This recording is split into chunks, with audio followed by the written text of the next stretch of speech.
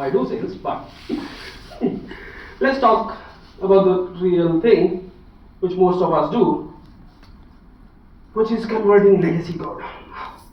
It's a nightmare. I've done it for years. I've trained a lot of people of how to do it. And then when AI was introduced, I started thinking, when you can teach it to a human, why you can teach it to a machine? We failed a lot of time. But it came to a point where AI was able to generate new code based on your prompts. It was not able to do upgrades because nobody was doing it. And that is something we wanted to explore, because if you can do this, then writing or generating new code from AI will be a lot simpler for us, because now we know that if it doesn't know a skill, how you train it. And from a development perspective, it knows a lot of it because most of us are using it.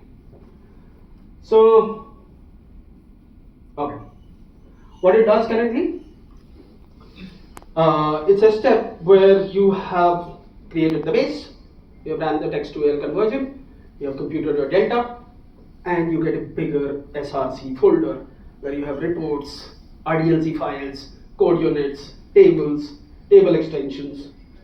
If nothing is compiling, 5,000 errors when you load it into VS folder. The first thing it does, it groups these objects logically based on their object type, which a typical source folder look like. Now yes, I know, and I also have it, a PowerShell query that can do the magic. But remember, a PowerShell query with me will only allow me to do it. When I make it with an agent, I make sure that everyone in my team follows the same process, and there are no differences when you do it or when I do it. Then, what does it do? Okay, it renames. You have seen those crazy names from text to AL conversion, table extension 5001 dot table extension dot AL. So it does that. It marks to do. So we need to remember that it's AI and not be able to do everything. And we as human, for doing upgrades for so many times, we know where it will fail. Like, let me give you an example. If in a table there is a key where there are fields from the Microsoft table as well as from the extension table, AI will not be able to find out that pattern. So you need to tell it your pattern that if you don't find out, mark it to do. When it marks it to do, VS Code has a built-in to-do tree, and it shows you how much human intervention is required once it is done. Okay.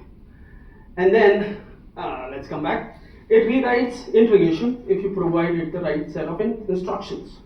Now let's think about it a minute, how we rewrite instructions, integrations.